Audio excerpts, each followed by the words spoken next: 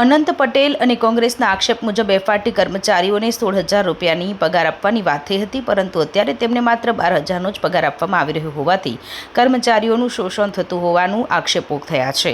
સાથે જ થાંભલા પર ચડી અને ફોલ્ટ રિપેરિંગ કરવામાં ફરજ બજાવતા હોવા છતાં તેમની જરૂરી સુરક્ષાના સાધનો ઉપલબ્ધ કરવામાં નહીં આવતા હોવાથી આ કર્મચારીઓએ જીવના જોખમે કામગીરી કરવી પડે છે તેવો પણ આક્ષેપ કર્યો હતો। લાંબા સમય સુધી અનંત પટેલ અને કોંગ્રેસના કાર્યકર્તાઓ સાથે એફઆરટીના કર્મચારીઓએ ડીજીવીસીએલ કચેરીની બહાર જ બેસી અને કોંગ્રેસ સૂત્રોચ્ચાર કર્યા હતા। જો આગામી સમયમાં આ કર્મચારીઓની માંગ સંતોષવામાં નહીં આવે અને પૂરતો પગાર ચૂકવવામાં નહીં આવે તો ટૂંક સમયમાં સમગ્ર દક્ષિણ ગુજરાતના વીજ કર્મચારીઓ સાથે સુરત ડીજીવીસીએલ કચેરી પર ફરી એક વખત હલ્લાબોલ કરી આંદોલન કરશે તેવી ચીમકી પણ ઉચ્ચારી। સાથે શોષણ કરવાનું કે પૈસા ઓછા આપવાની ઓથોરિટી તમે આપી છે કે ઓથોરિટી તમારા હાથમાં છે એ પણ અમને જાણવું છે। આ સેફટીનું સાધન છે। હવે આ પેઢીને થાંભલા પર ચડવાનું કેટલું યોગ્ય છે? આ આઈએસઆઈ માર્કાવાળું કંઈ મળે નહીં। હવે આનું જાનનું જોખમ થાય તો તમે તો કંઈ કંપનીવાળા એજન્સી જાણે, તો ત્યાં એમનું જરાક તો જો એ 22-25 વર્ષની ઉંમરના છે, 28 વર્ષ સુધીની ઉંમરના છે, એના પરિવારનું શું? આવા સેફટીના સાધનોમાં કેવી રીતે એ કામ કરશે? એનો युवानों शोषण बंद करो, सवाल लेके आए हैं, जवाब लेके जाएंगे, सवाल लेके जब आपने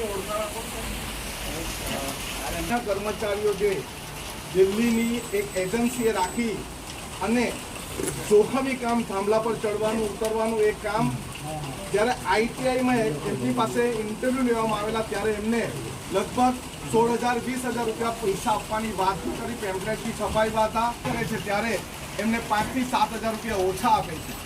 એ બાબતમાં અમે તમારી પાસે ફરિયાદ લઈને આવ્યા છે। એ બાબતમાં અમે ચીખલી આવેદનપત્ર પણ આપેલું હતું, તમારી સુધી પહોંચાડવાની પણ વાત કરી હતી, પરંતુ હજુ સુધી કોઈ જવાબ નથી। ડીજીવીસીએલની જે કંપની છે એના દ્વારા વિદ્યુત મદદનીશની જગ્યાએ એફઆરટીની એક પોસ્ટ ઊભી કરીને દિલ્હીની કોઈ ખાનગી એજન્સીને આનો કોન્ટ્રાક્ટ આપવામાં આવ્યો, જેના કારણે એપ્રેન્ટિસ વગર અથવા તો જેણે આઈટીઆઈ નથી કર્યું તેવા પણ કર્મચારીઓને લીધા છે।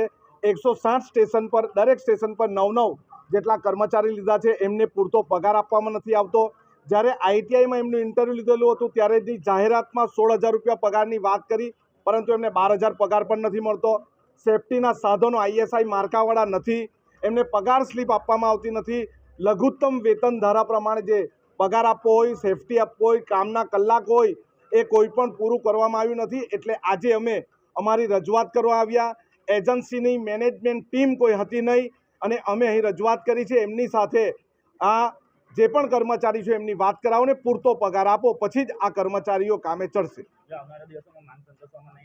જો આવનારા દિવસોમાં માંગ ન સંતોષવામાં આવે, આ વલસાડ, નવસારી, ડાંગના જ કર્મચારીઓ છે। અમે આખા સુરત જિલ્લા, ભરૂચ જિલ્લાના કર્મચારીઓને લઈને ડીજીવીસીએલ સુરત ખાતે હલ્લાબોલ કરીશું। વીજ કંપનીના અધિકારીઓ જાણે કોઈ અધિકારીથી ગભરાતા એવું લાગે છે કે જે ગાંધીનગરમાં બેસીને આ બધી મલાઈ ખાય છે અને મલાઈ લઈને મંત્રી સુધી પહોંચાડે છે। એટલે વીજ કંપનીના અધિકારીઓ કંઈ બોલી શકતા નથી, પરંતુ આનું મેનેજમેન્ટ કરનારી એજન્સી જે છે, એજન્સીનું જે મેનેજમેન્ટ હોય છે, મેનેજમેન્ટે ફરજિયાત ટ્રેનિંગ આપીને એમને થાંભલા પર ચડાવવાના હોય છે, પરંતુ એ પોતા પપેટ છે। ઉપલા અધિકારી જ્યાં સુધી એમની સાથે વાત ન કરે ત્યાં સુધી એ બોલતા નથી।